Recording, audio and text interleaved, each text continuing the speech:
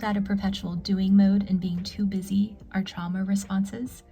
I realized something was awry when work was creeping into the edge of burnout for us again, and we hadn't earthed in several weeks. So no excuses, and we prioritized yoga and hiking, and lo and behold, we felt renewed again. Caledonia Falls wasn't as voracious this year, but a whole experience nonetheless. It's here, steeped in nature, I most intimately commune with Source. It's through her I relate to my own consciousness and experience my wholeness and invite in more ease, more easily. In a society conditioned with massive consumption, I experience true abundance and how much freedom we have, and the freedom to choose, play, speak, and to love. It's here we witness tiny miracles sparking like fireflies everywhere that you can't see until you're quiet. The next weekend, our friends invited us to Buck Island, and I baked cinnamon roll bread to share. I recently discovered that I'm autistic and perhaps even ADHD, and despite its stigma, it's felt incredibly empowering and liberating. Even within this short month, I've noticed a massive shift in my inner dialogue from giving myself grief to acceptance and compassion. This has informed so much of my own gravitational pull, my behaviors and patterns, to even my preferences and needs, from feeling so overwhelmed and drained when people swallow the conversation, or how small talk feels like a special sort of hell, to now better understanding that I operate best when things are directly communicated for me. It's a wonder that we have had a long-standing practice of radical honesty and hyper-communication in our own household, and how our specific dynamic has helped support my overall well-being, desires, pleasure, and happiness. It's been fascinating learning how autism manifests so differently in women than in men. So if you're interested, Samantha Kraft has a fantastic resource on identifying female autism traits. It's also a wonder how our practice of mindfulness and slow living gelled so well into our lifestyle. It's been enormously instrumental in learning how to step out of my mind and into my body. I would love to share some words from Eckhart Tolle.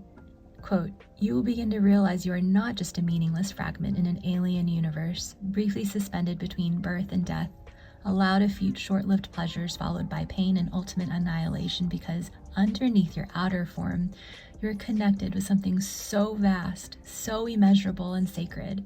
End quote. And again, it's here steeped in our beautiful mother that helps me cultivate stillness. What happens when you strip away what you do for a living, your position as a mother or a sister, the things that you believe are the very backbone to your identity? What do you feel when everything falls silent? What do you hear between the sounds? With no words to convey, do you feel loved by those around you? But more importantly, do you feel love as the wellspring within? It's Aki season right now, and we harvested pounds and pounds of it for one of Jay's favorite dishes with saltfish. I've also been cooking with a lionfish that Jay hunts, and one night I made a velvet shrimp and lionfish with crab rangoon and egg rolls. Another night, one of our chef friends hosted a community family dinner. Being fed is a huge love language for me, as you probably know. It's our winter season, which means it's 82 degrees and I'm shivering. So gathering and stockpiling it's been, and I've been refilling my larder and my apothecary. On this day, I simmered barbecue sauce and jam and made a year's worth of lip balm, as well as some eye cream and body butter. By the way, I have a recipe tutorial for most of these things. We've also been experiencing a lot more rain, and I love how verdant the landscape is. There's also been a rainbow almost every other day, which is a perfect symbol for impermanence.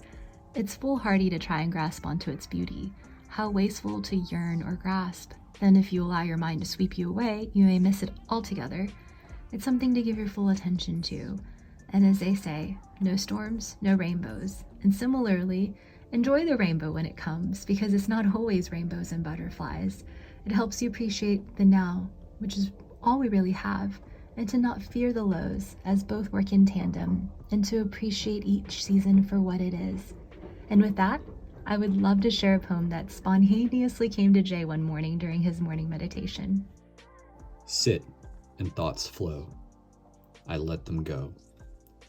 Coming to grip the vastness of eternity. Release and flow. The sun shines and the wind blows. This will not always be so. Nature intends, the mind obstructs. Laughter rings out. A moment of joy, a moment of bliss. With effort one falls, With apathy, one inflates. The birds fly in tune. Embrace nature. Embrace yourself. Yourself is not what you think. What you think flows and goes. It is not yourself.